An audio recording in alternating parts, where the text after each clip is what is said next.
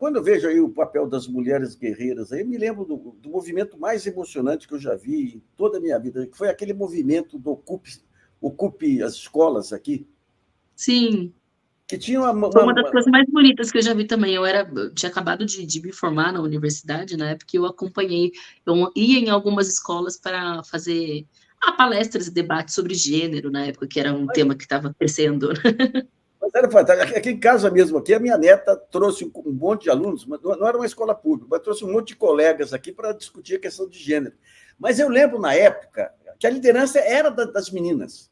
Até surgiu aquela foto da menina enfrentando um PM lá, lute como uma menina, ou como uma menina mesmo.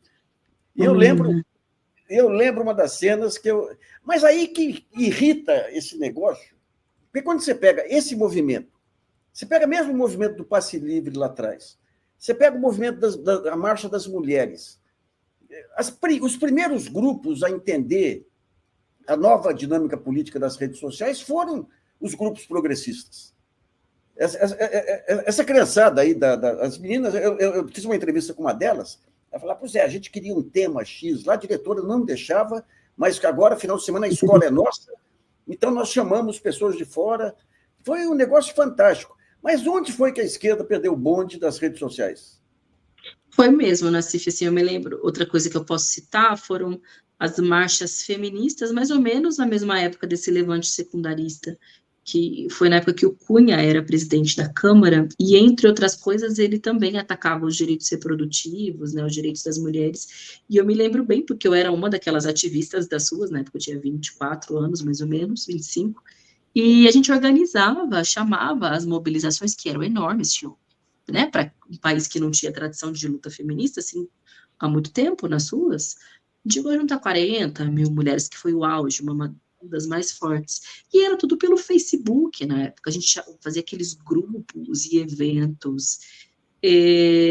Mas, com o tempo, de fato, as ferramentas foram ficando mais bem utilizadas, digamos assim, pela extrema-direita. É porque eu acho que elas se mostraram também não ter limites, e eu acho que a extrema-direita tem menos pudor e menos moral, e acabou se abraçando mesmo, né, com essas ferramentas mais sem filtro e sem controle.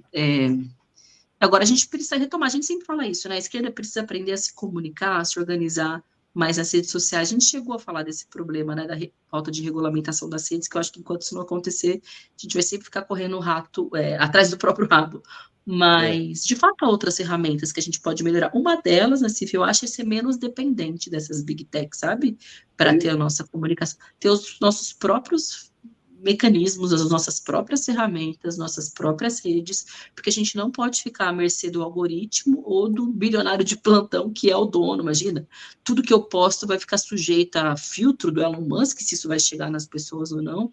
No nosso mandato, a gente busca construir, por exemplo, uma própria base de dados, entende? Com dados nossos, dos nossos eleitores, pessoas com quem a gente se comunica, porque daí eu converso direto, eu não preciso da mediação de ninguém.